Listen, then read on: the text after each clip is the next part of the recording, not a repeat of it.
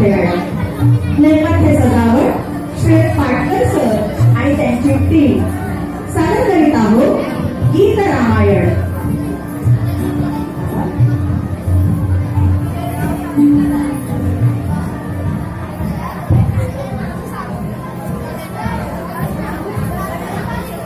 धारण केलेले दोन बट्टू मंडपात आले आणि म्हणाले,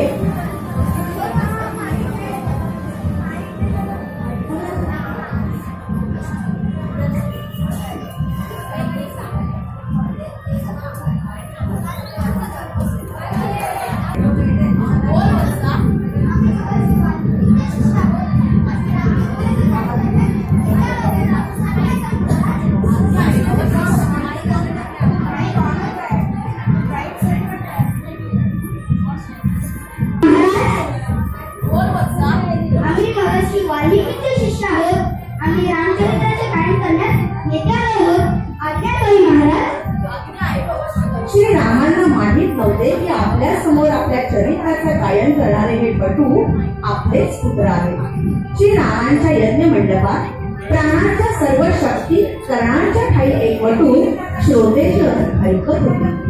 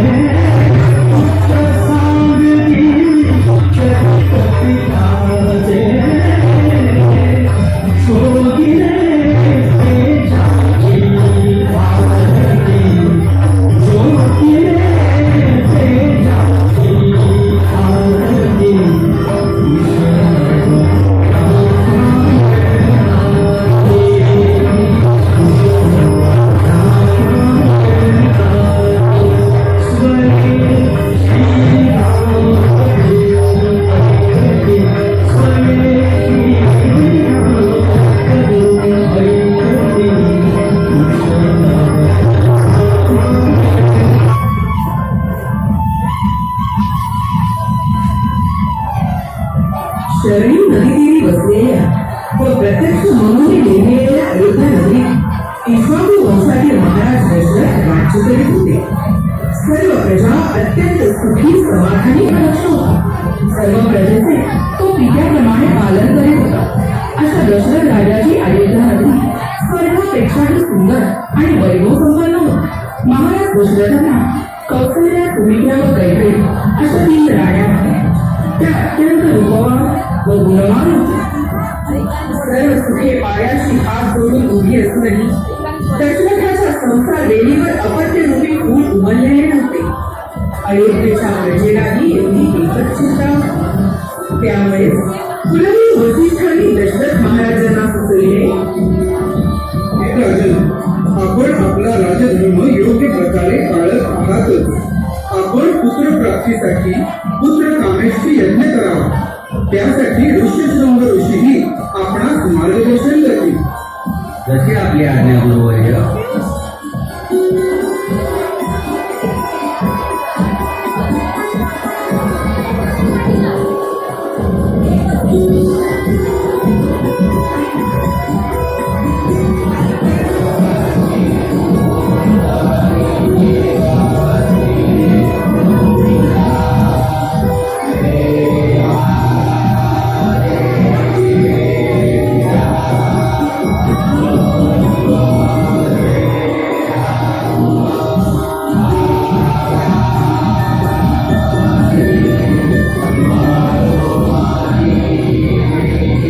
यज्ञ संपन्न होताच एक चमत्कार झाला. यज्ञकुंडातील अग्नीतून एक दिव्य तेजस्वी महापुरुष सुवर्ण पात्रात प्रसाद रूपी पायस घेऊन प्रकट झाला आणि सांगू लागला, दशरथा, दशरथा, हे हे पायसदान, पायसदान. दशरथा, हे हे पायसदान, पायसदान. तुझ्या यज्ञी प्रकट झालं, तुझ्या यज्ञी प्रकट झालं. आम्हाला सन्मान. दशरथा, दशरथा, दशरथा,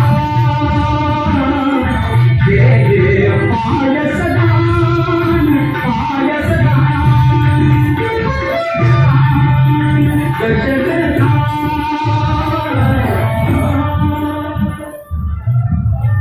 यज्ञ पुरुषाने दिलेल्या प्रसाद रूपी दिव्य पायसाच्या सेवनाने कौसल्या, सुमित्रा आणि कैकेयी यांचा उदरी दिव्य गर्भ वाढून चैत्रमास पुत्रप्राप्ती झाली. सारी अयोध्यामध्ये आनंदाने नाचू लागू लागली.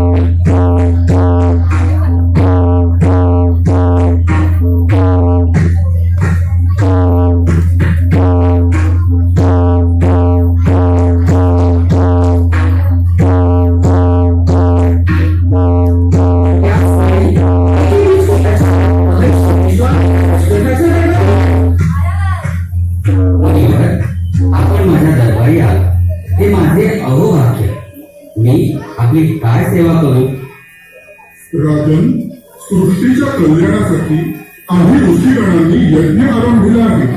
पण दानव त्यात अडथळे आणत आहे. तुझा ज्येष्ठ पुत्र श्रीरामच त्या दानवांचा संहार करू शकतो. तरी तू त्याला माझ्यासोबत वनात येण्याची अनुज्ञा दे.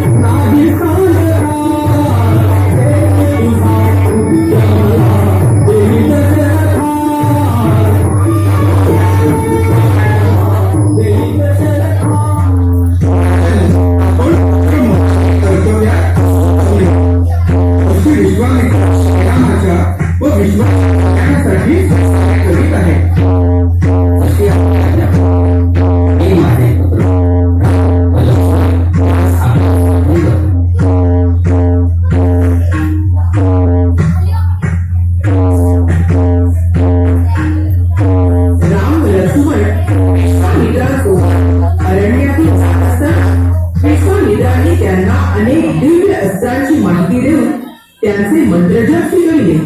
अनेक कथा सांगितल्या. पूर्वी अत्यंत सुपीक असणारा हा प्रदेश राक्षसांच्या विध्वंसामुळे उजाड झाला आहे हेही सांगितले. एके दिवशी अचानक वनात त्राटिका नामक राक्षसी समोर आली.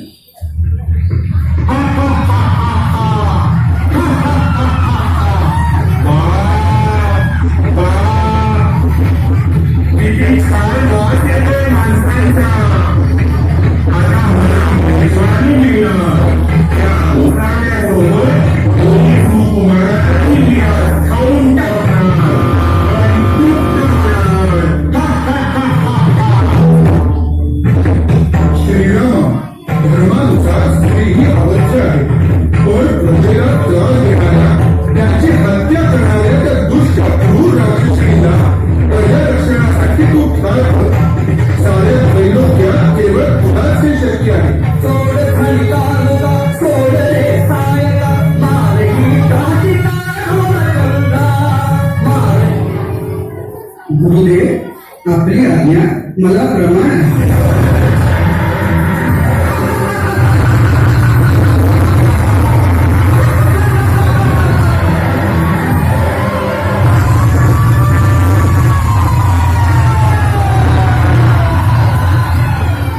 प्रभू श्रीरामांनी दुष्ट त्राटिकेचा वध करून त्या प्रदेशाला विमुक्त केले. यज्ञ सुरू झाले. तसेच राक्षसांचे त्यात बाधा आणलेही सुरू झाले.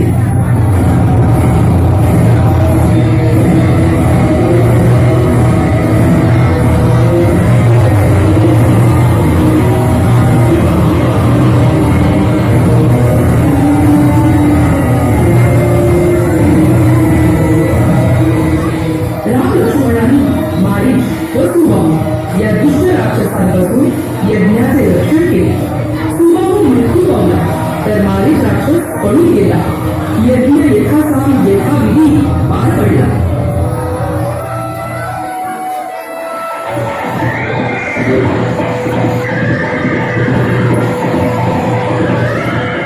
याच काळात मिथिला नगरीत राजा जनकाने कन्या सीता तिचे स्वयंवर आयोजित केले होते. ही वार्ता घेऊन राजा जनकांचा एक दूत विश्वामित्रांकडे आला. ऋषीवर्य, मिथिला नरेश जनक महाराजांकडून मी आलो आहे. युवराजने मैथिलीच्या स्वयंवराचा हा संदेश आपणास दिला आहे.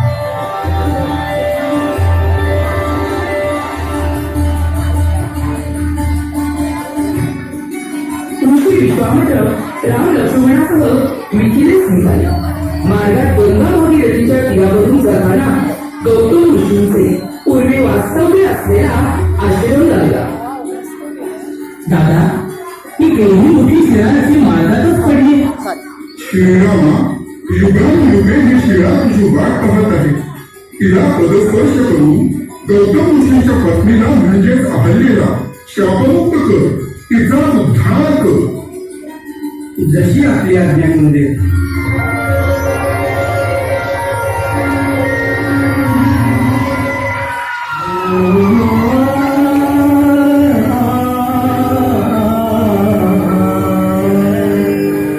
शरण तुझे लागले आज मी शापमुक्त झाले आज मी शापमुक्त झाले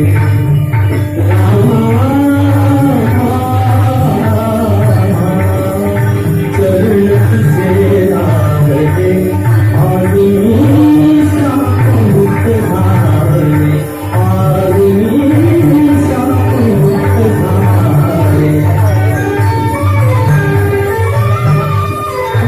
राजा जनकाने आयोजित केला होता. देशोदेशीचे राजकुमार राजे महाराजे जनकनंदिनीच्या स्वयंवरासाठी जमले होते. राजा जनकाने स्वयंवरासाठी भगवान शंकरांनी प्रसन्न होऊन सुनाव नावाचे दिव्य धनुष्य श्री परशुरामाला दिले होते. हे धनुष्य घेऊन परशुराम जनकाकडे आले होते. अनेक वीरांना एकत्रितपणे महत् प्रयासाने सुद्धा हलवता न येणारे धनुष्य लहानल्या मैत्रिणी मात्र लिहया उचलून ती त्याच्याशी खेळू लागली. वैदेहीच्या दिव्यत्वाची प्रचिती आल्यामुळे परशुरामाने तिला ते भेट दिले आणि श्री परशुरामांनी सांगितल्याप्रमाणे जो कोणी वीर आज या धनुष्यात उचलून प्रत्येक नावी त्याच्या गळ्यात सीता पुष्पमाला घालणार. देशोदेशीचे अनेक राजे महाराजे राजकुमार येऊन त्या धनुष्याला उचलण्याचा प्रयत्न करीत होते.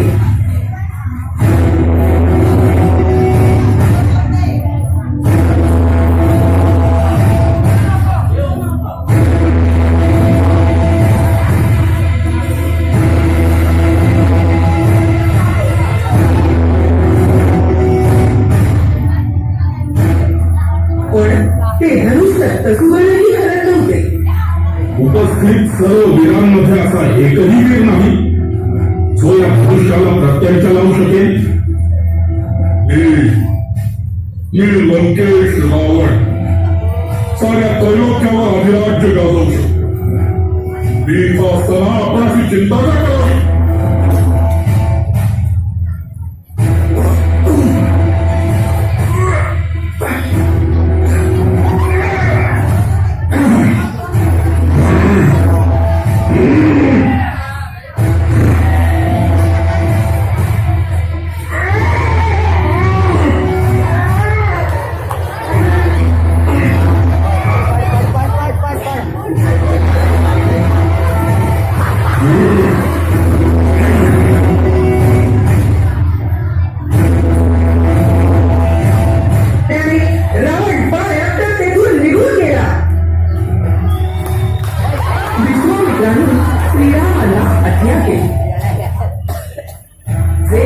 मोठमोठ्या बलाढ्यांना उचलले नाही ते या सुकुमारास कसे उचलायचे अशी शंका उपस्थितांच्या मनात आली. श्रीरामांनी विश्वामित्रांना वंदन करून जनकाची अनुज्ञा घेतली. श्रीरामाच्या दर्शनाने जानकी मनोमन सुखावली होती. धडधडत्या छातीने ती शिवपार्वतीची प्रार्थना करू लागली. श्रीरामांनीही शिवाचे स्मरण करून धनुष्यास वंदन केले.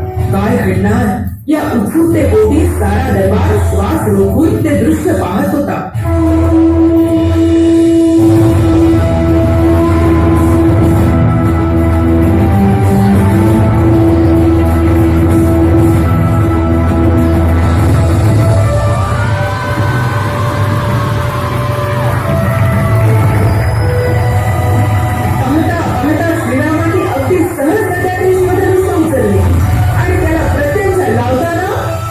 ते भंग पावले.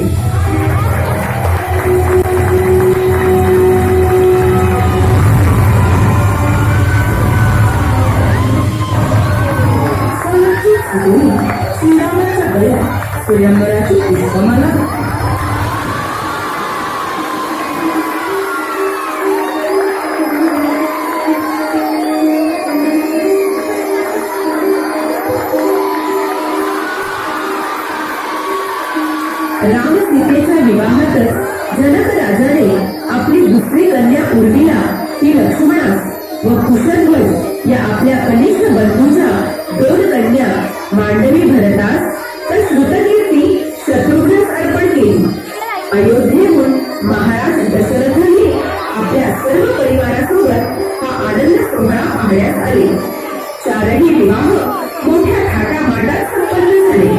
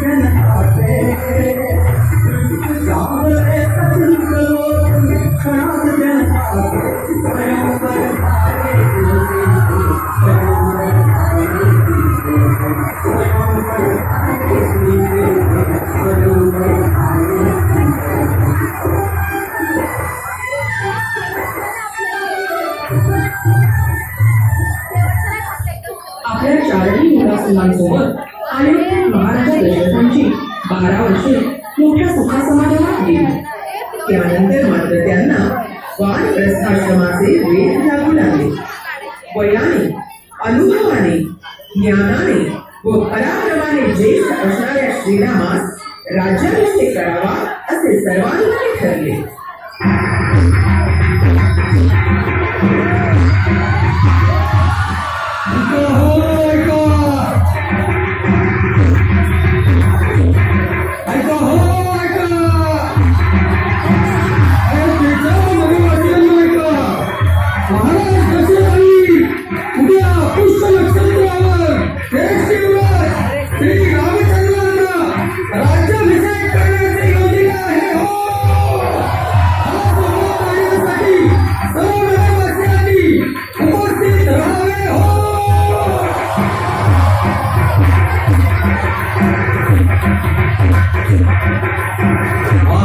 आपले अहोभाग्य प्रभू श्रीराम आपले राजे होणार.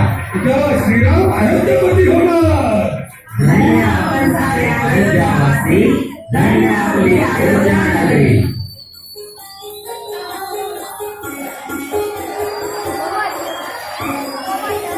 इकडे राजवाड्यातही सर्वांनाच आनंद झाला. उर्मिला, मांडवी, श्रुतकीर्ती यावेळी व इतर सखा सीतेला चिडवू लागल्या. आनंद सांग सखे गती, आनंद सांगू किती, सखे आनंद सांगू किती. सीता वल्लभता भारते, राम अयोध्यापती, सखे आनंद सांगू किती.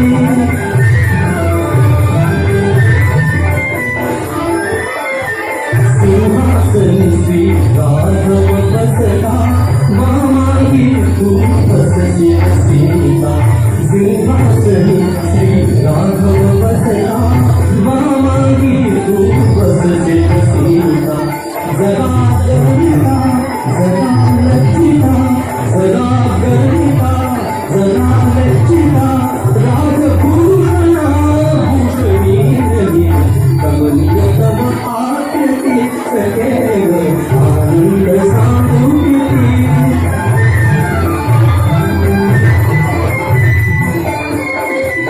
गुंजन समीप येती, सप्तनाची जले संपील. गुरुजन मुनिजन समीप येती, सप्तनाची जले संपील.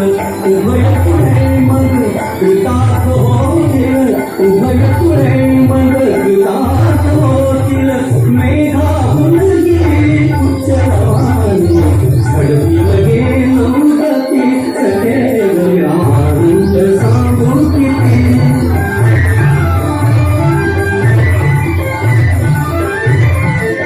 हर्षा समृद्धी जनी मांगता, राजी पद घे तुला लाभता.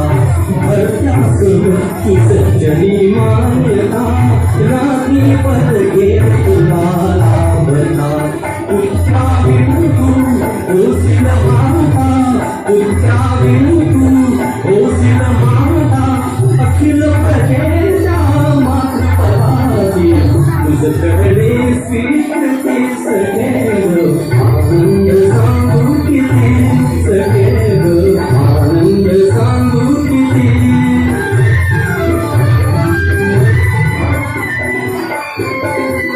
तुझाच पंकित होईल खरी, कन्या होईल मात्र स्वामी.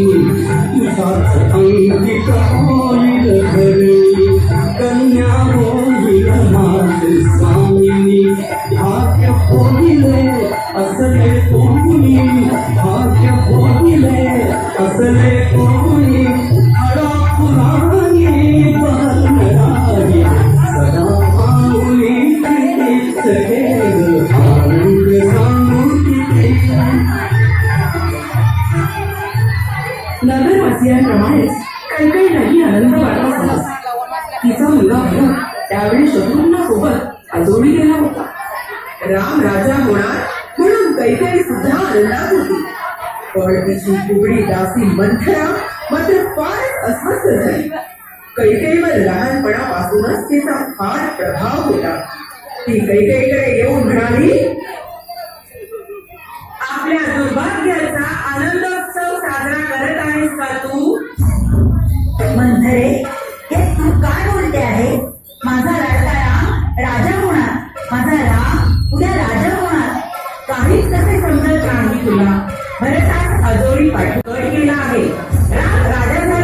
की तो भरताला हकलून देईल.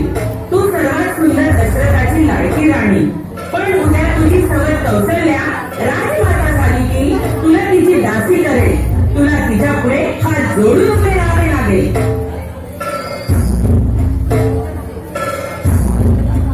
खरे आहे, तू योग्य वेळी मला सावध केले. पण आता यावर उपाय काय? आठव, तू पूर्वी देवदानवांच्या युद्धात दशरथाचे प्राण वाचवले.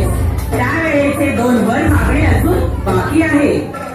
पहिल्या वराने भरतास अयोध्येचे राज्य आणि दुसऱ्या वराने रामास 14 वर्षे वनवास. हे ऐकताच कैकेयी आपण ताट करीत क्रोधावर गेली. कैकेयीस राम राज्याभिषेकाची आनंद वार्ता देण्यासाठी आलेल्या महाराज दशरथांना तिचा हा अवतार पाहून धक्काच बसला. कैकेयीने मात्र जीव घेणा वर मागितला. मोडू नका वचना, मोडू नका वचना, मोडू नका वचना, मोडू नका वचना. भरतालाही या सिंहासन रामाचे वनवास. मोडू नका वचना.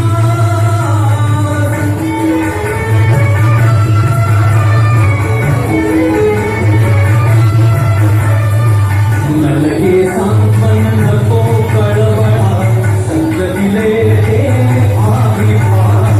नलगे सांगन नको कळवळा, शब्द दिले ते आविर्भाव. आजोळाहून पलक बोलवा, घरी माझा भरता. मोडू नका वचना.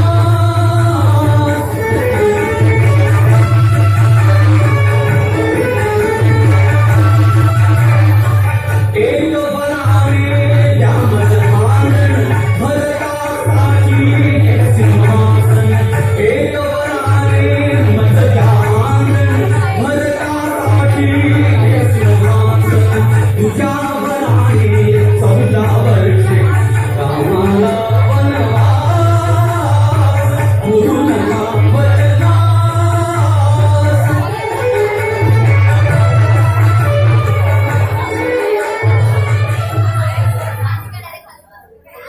अगं पापी, नेहमी राम राम करतेस आणि आज तुझी दुष्ट बुद्धी कशी जागृत झाली.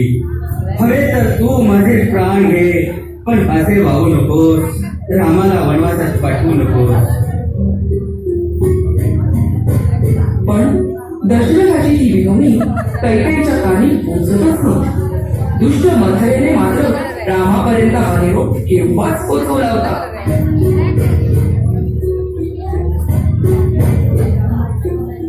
पितृवचन पाळण्यासाठी राम आनंदाने वनात जाण्यास तयार झाला. राजवस्त्रांचा राजचिन्हांचा त्याग करून वल्कले नेसून माता पित्यांना वंदन करून त्यांचा निरोप घेण्यासाठी श्रीराम आले. प्राणप्रिय पत्नी सीता ही सुद्धा राजवैभवाचा त्याग करून पतीसोबत जाण्यास निघाली. बंधू लक्ष्मणानेही राम सीतेसोबतच जाण्याचा हट्ट धरला. राम लक्ष्मण सीता तिघेही वनवासात निघाले. आतापर्यंत आनंदात असणारी अयोध्या नगरी शोक सागरात बुडाली. सारे नगरवासीही रामासोबत शरयू तीरी आले व विनवू लागले, आम्हालाही तुमचा सोबत न्या. श्रीरामा, आम्हालाही द्या. पण श्रीरामाने त्यांची समजूत घालून त्यांना मागे घेण्यास भाग पाडले.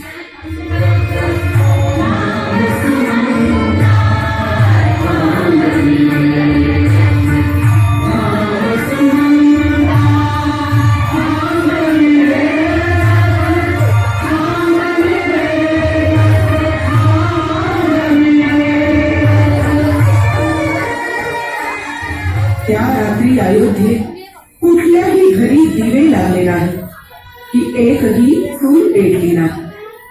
कालपर्यंत आनंद सागरात न्हाऊन निघणारी अयोध्या नगरी आज मात्र शोक सागरात उडून गेली.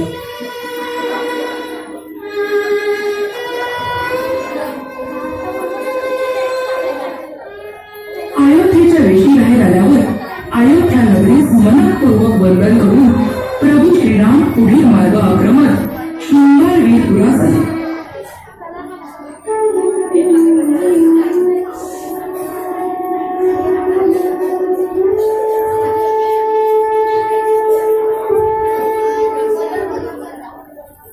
श्रीराम तर गंगा पार करून वनवासासाठी मार्गस्थ झाले. पण श्रीरामांशिवाय इकडे अयोध्या नगरी व दशरथ महाराजांच्या राजवाड्यातही अवकळा पसरली.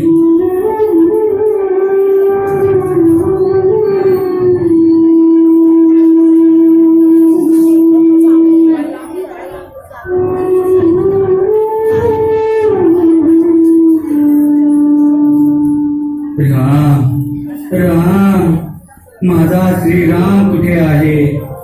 मला तो पुन्हा कधी दिसणार नाही का? महाराज असा धीर सोडू नये आपण. श्रावण कुमाराच्या माता पित्यांनी मला दिलेला शाप खरा ठरला. पुत्र वियोगाने माझा मृत्यू होणार. राम राम राम राम. महाराज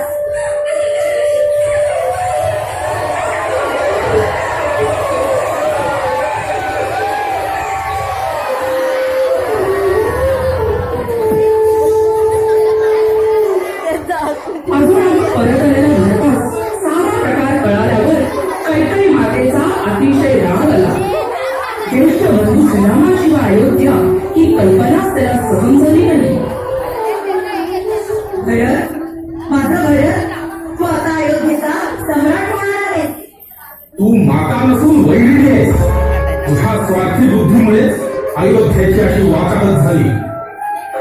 श्रीरामाशिवाय अयोध्येत राहण्याचा मी विचारच करू शकत नाही. राम वनवासी तर भरत सुखी कसा? आता मी स्वतः जातो आणि रामांची क्षमा मागून त्यांना अयोध्येत परत आणतो. श्रीरामांना परत आणण्यासाठी भरत वनात निघाला. सोबत कौसल्या व सुमित्रेसह पश्चाताप दग्ध कैकेयी माता व नगरवासीही निघाले.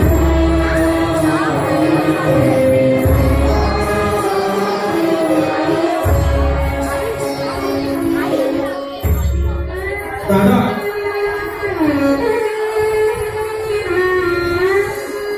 दादा दादा दादा अयोध्येत परत चला. प्रिय भरत, पितृवचन पाळण्यासाठी मी वनात आलो आहे. पण दादा तुमचे नाव घेत घेत पिताश्रींनी अखेरचा श्वास घेतला. पिताश्री जीवित नाही तर अयोध्येचा सांभाळ कोण करणार? आम्हा सर्वांचीच विनंती आहे की आपण अयोध्येत परत चलावे दादा. दैव जात दुःखे परता. दैव जात दुःखे परता. दोष न कुणाचा पराधीन आहे जगती. पुत्र मानवाचा दोष नाही कुणाचा. पराधीन आहे जगती.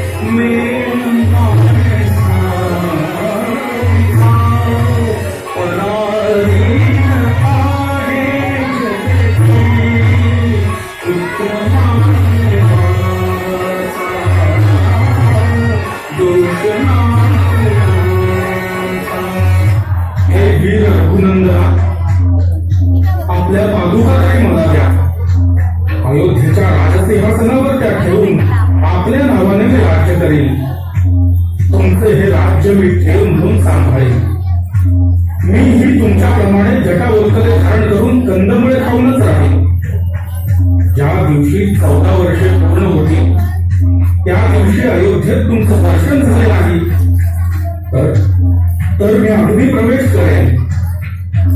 आपल्या तीनही मातांची तू नीट काळजी घे आणि काही मातेवरही रागावू नकोस.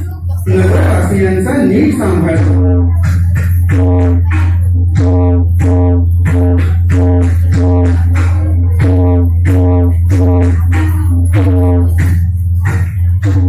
भरताचा निरोप घेतल्यावर राम लक्ष्मण सीता दंडकारण्यात आले. गोदावरी काठी पर्णकुटी बांधून राहू लागले. वनातील काळ सरळ होता. एके दिवशी अचानक शूरपणखा नावाची दुष्ट राक्षसी तिथे आली. वदनाप्रमाणे मांडी असणारे हे सुकुमार कोण आहे? यापैकी एका तरी राजविंड्या तरुणाशी माझा विवाह झालाच पाहिजे. कसे तरी मी त्यांना वश करू. त्रैलोक्य सुंदरीचे रूप मी धारण करते.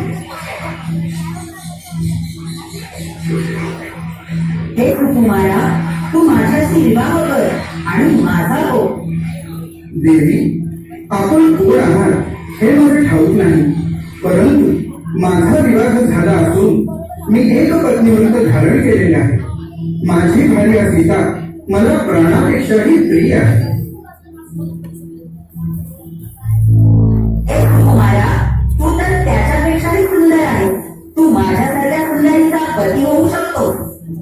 माझाही विवाह झाला असून माझी प्रिय पत्नी उर्मिला अयोध्येत राहून आमच्या तीनही मातांची सेवा करते. तरी तुम्ही इथून निघून जाणंच योग्य आहे. हिच्यामुळे तुम्ही माझा धिक्कार केला. मी हिलाच खाऊन टाकते, म्हणजे आपल्या विवाहातील अडथळा दूर होईल.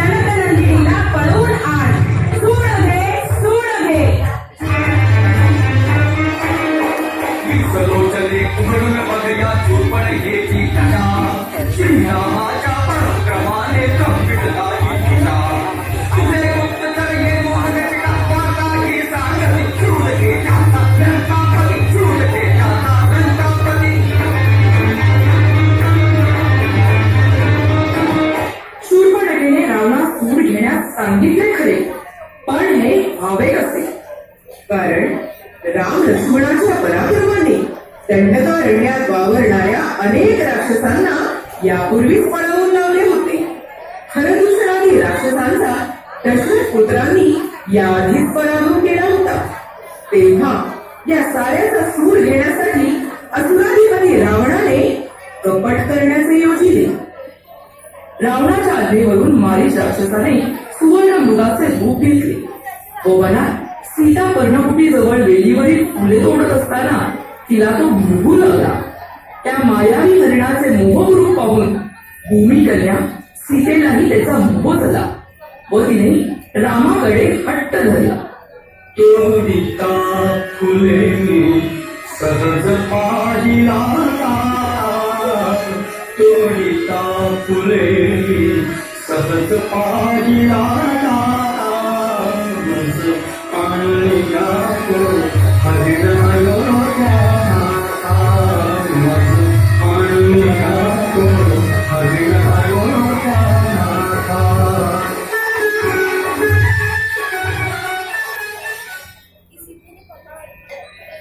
बंधू, मी मृगया करून परत येईपर्यंत तुझ्या माते समान वहिनीचं तू रक्षण कर. माझ्या कर्तव्यात मी कोणतीही कसूर होऊ देणार नाही दादा. आपण निश्चिंत असावं. हरिणरूपी मारीच राक्षस श्रीरामाचा मुद्दाम पर्णकुटीपासून दूर घेऊन गेला. लक्ष्मण व जानकी श्रीरामांची वाट पाहत होते. इतक्यात लक्ष्मणा धाव! लक्ष्मणा धाव! नेलो नेलो धाव! लक्ष्मणा धाव! लक्ष्मण भाऊजी, श्रीरामांना काहीतरी संकट आले दिसत आहे. तेव्हा तुम्ही धनुष्य बाण घेऊन परत धावत जा. मला सहाय्य करा. माते, मला प्रभू रामचंद्रांच्या पराक्रमाची पूर्ण कल्पना आहे. आपण निश्चिंत राहू. दादांनी मला तुमचं रक्षण करण्यासाठी येथेच थांबण्यास सांगितलं. हा आश्रम सोडून जाण्याची मला आज्ञा नाही. मी स्वतः श्रीरामांची किंकाळी ऐकली आहे. तरी माझी तुम्हाला आज्ञा आहे की आपण त्वरित श्रीरामाच्या सहाय्यात धरावे. माझी चिंता करू नये. श्रीरामांना काही झाले तर मी सुद्धा जीवन राहणार नाही. आताच्या आता मी येथे देहत्याग करेन. ठीक आहे माते, मी खातो. पण कोणत्याही परिस्थितीत तुमच्या रक्षणासाठी मी आपल्याला या रेषेच्या बाहेर येऊ नका.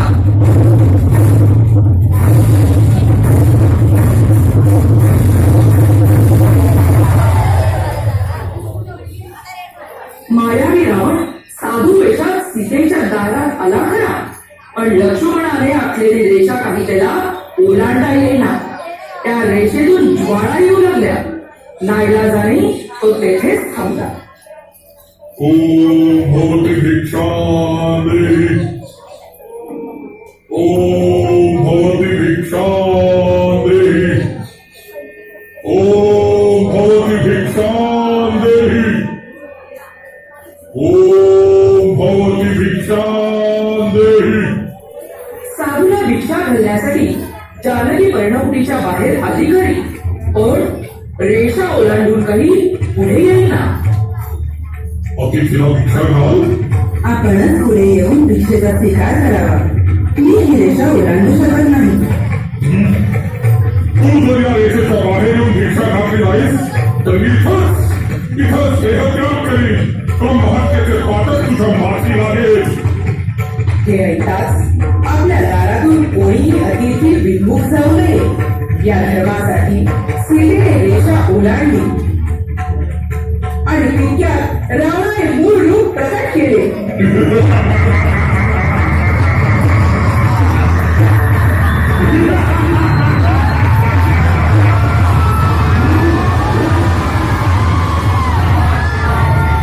सीतेला पळवून आकाश मार्गाने सिंधू अलीकडील लंकेच्या दिशेने मार्गक्रमण केले. सोड मला, सोड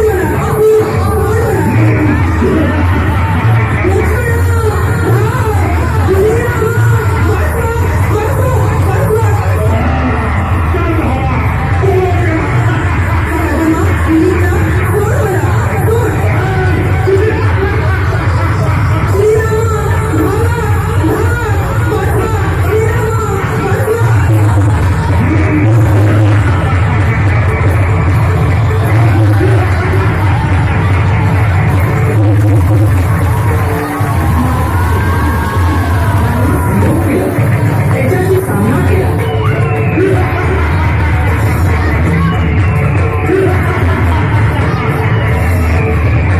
पण महाबली रावणाने जटायूचे दोन्ही पंख छाटले. त्यास भयंकर जखमी केले. रक्तबंबाळ अवस्थेत जटायू खाली पडला व रावण सीतेला घेऊन लंकेत निघाला.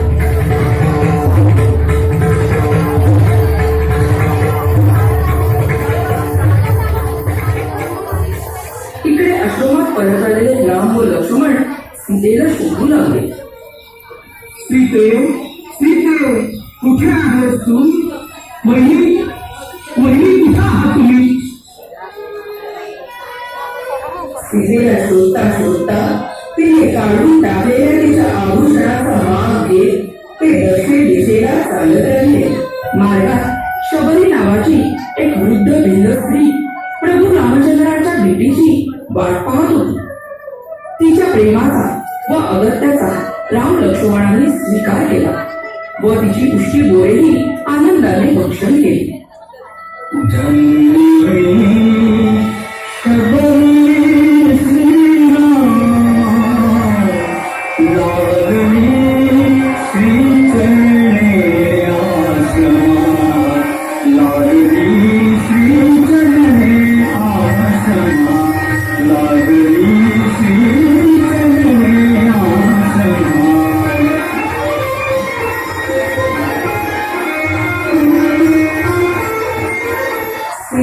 शोध घेता घेता राम लक्ष्मण ऋषभ पर्वताच्या परिसरात आले.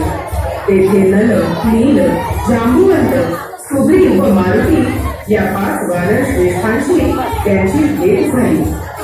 प्रभू रामांना भेटून हनुमंताला खूप खूप आनंद झाला.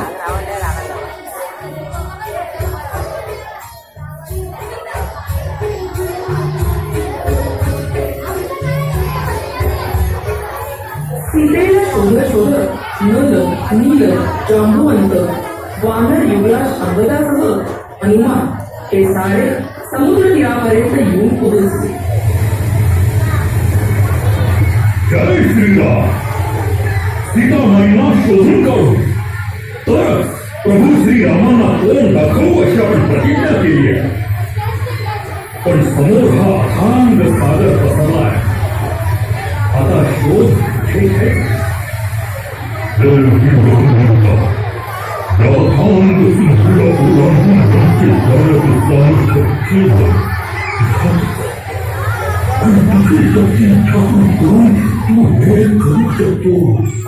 तरुण जो जाईल सिंधू महान, तरुण जो जाईल सिंधू महान, असा एकच श्री हनुमान, असा एकच श्री हनुमान.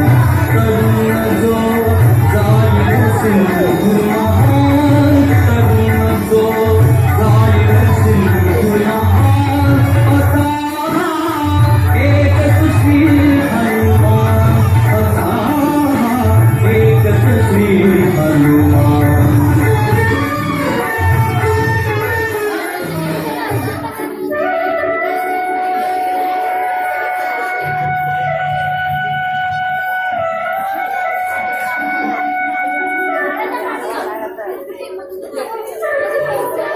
सागर पार करून रावणाच्या सुवर्णाने मढवलेल्या लंकेत हनुमानाने प्रवेश केला. तेथील अशोक वनात राक्षसीच्या पहाऱ्यात एका वृक्षाखाली सीता बसली होती. अत्यंत दुःखी असूनही श्रीरामांचा जप करत सीते, त्या तरी वनवासी रामाचा विचार सोडून दे. आधी या लंकाधिपती रावणाची पट्टराणी हो. या त्रैलोक्य विजयी लंकाधीशाची स्वामिनी हो. अजमा, दुष्टा, तू कपटाने माझा घात केला. मी जनककन्या दशरथ महाराजांची खून व त्रैलोक्य प्रतापी श्रीरामांची पत्नी आहे. मला मिळवण्याचा दुष्ट विचार तू मनातून काढून टाक, नाहीतर तुझ्यासह या लंकेला व तुझ्या राक्षस कुळाला श्रीराम नष्ट करतील. भिकारड्या वनवासी रामाची स्तुती माझ्या समोर करू नकोस. पाहतोच मी तू कशी मला सरळ येत असते. त्या दंडकारण्यापासून इतक्या दूर समुद्रा पलीकडे तू आहेस हे त्यांना कळणार तरी कसं? सांगणार तरी कोण? आणखी किती दिवस तू त्याची वाट पाहशील? कधीतरी मला शरण येशील.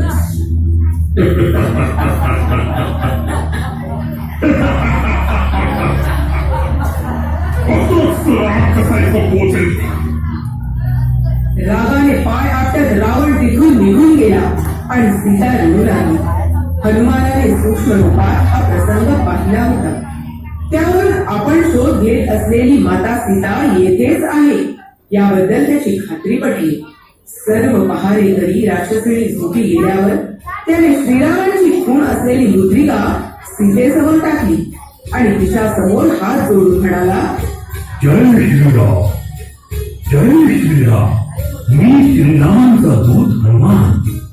लवकरच श्रीराम इथे येऊन आपले सुटका करतील असा निरोप प्रभूंनी आपणासाठी पाठवला आहे. जय श्रीराम, जय श्रीराम. ते ऐकून सीता तिच्या सुटकेबाबत निशंक झाली. सावध झालेले राक्षसगड मारुतीला पकडायला येतात त्याने अशोक वनातील वृक्ष पाडले, नासधूस केली. सुंदर अशा अशोक वनाचा पार विध्वंस केला. अनेक राक्षसांना ठार मारले.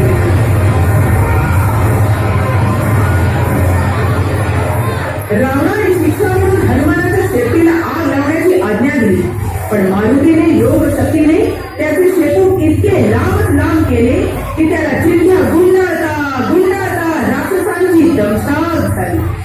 पेटवलेली शेपटी घेऊन मारुती लंकेतील या प्रासादावरून त्या प्रासादावर उड्या मारू लागला.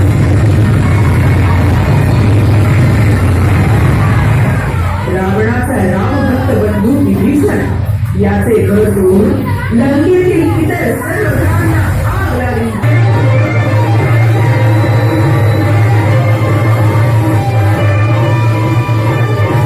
लीलया उडुनी गगनात, लीलया उडुनी गगनात, पेटली लंका मनमंत, पेटली लंका मनमंत, पेटली लंका मनमंत, पेटली लंका मनमंत.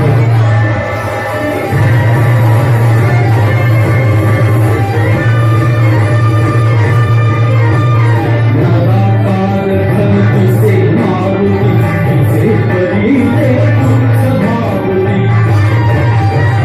नगाकार घन दिसे मारुती, दिसे परी ते तुच्छ भावनी. आगवर्षती नगरीवरती, गर्जना करी महावार, पेटली लंका मनमंत, पेटली लंका मनमंत.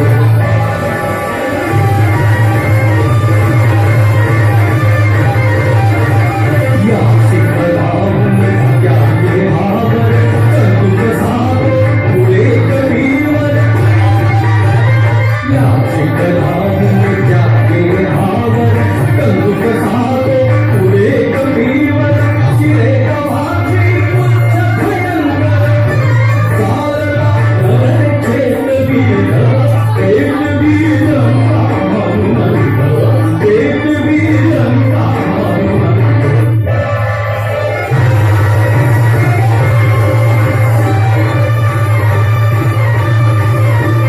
भडके मंदिर पेटे गोकुळ, द्वारकरानुन माझे भेस. भडके मंदिर पेटे गोकुळ, द्वारकरानुन माझे भेस. रे अंतःपुर प्रकाशी पुढे प्रस्तुजात, पेटवी लंका मनमंत, पेटवी लंका मनमंत.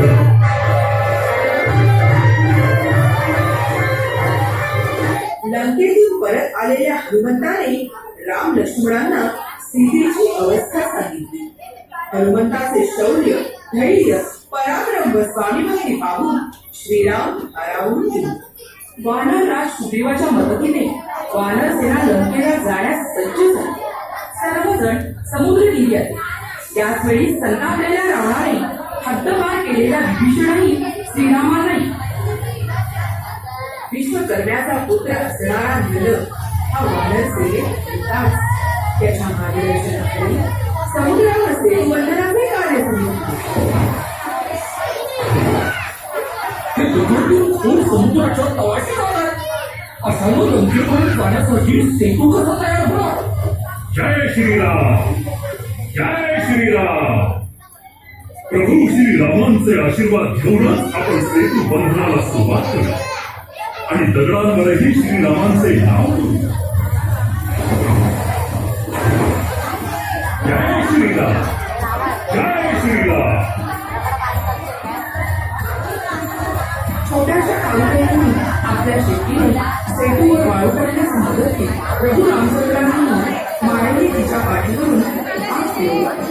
रामरायांची आशीर्वाद होती ती तीन बोटे आजही सर्व खाईंच्या पाठीवर दिसतात. दगडांच्या तरंगण्याने आनंदित वानरसेना उत्साहाने कामाला लागली. सेतू बांधारे, सेतू बांधारे, सेतू बांधारे, सेतू बांधारे, सेतू बांधारे सागरी, सेतू बांधारे सागरी, सेतू बांधारे सागरी, जवळ जाऊन तिथे सेतू बांधारे, सेतू बांधारे, सेतू बांधारे सागरी, सेतू बांधारे सागरी, सेतू बांधारे सागरी, जवळ जाऊन तिथे.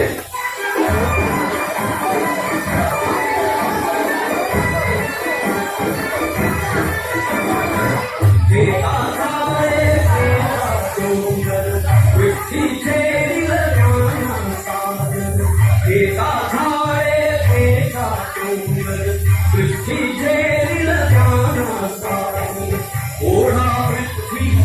त्याच्यावर ओढा पृथ्वी बैल त्याच्यावर वडवानी तो नदील माती वडवानी तो नदील माती सेतू शेषावती सेतू बांधारे सागरी सेतू बांधारे सागरी सेतू बांधारे सागरी सितावर रामचंद्र की जय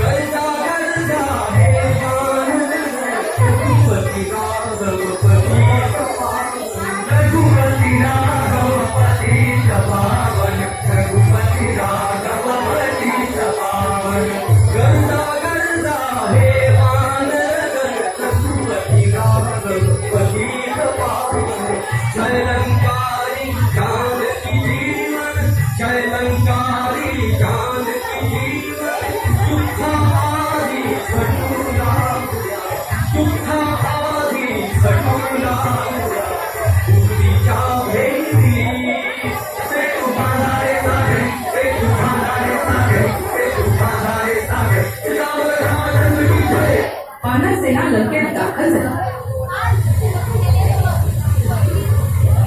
सीते सन्मानाने परत पाठवावे असा निरोप अंगदागर्भी रावणाला पाठवण्यात आला. पण उन्मत्त रावणाने त्यास नकार दिला. राक्षस सेना व वानर सेना असे युद्ध सुरू झाले.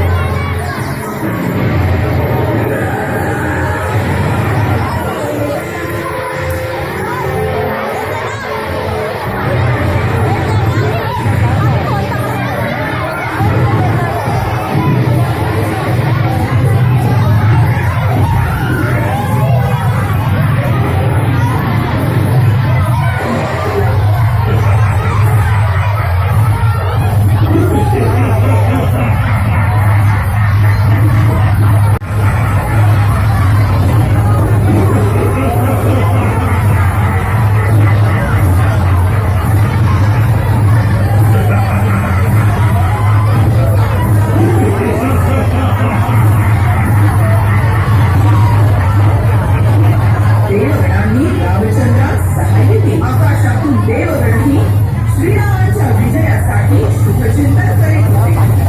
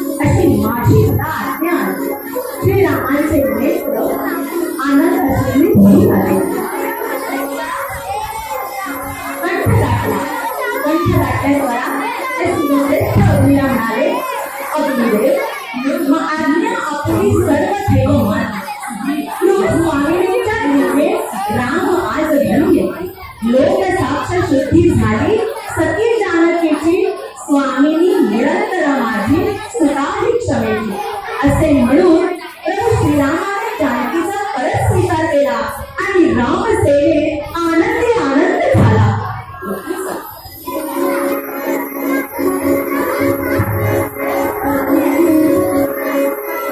त्यांच्या विजयाची वार्ता याआधीच अयोध्या नगरीत पोहोचली होती.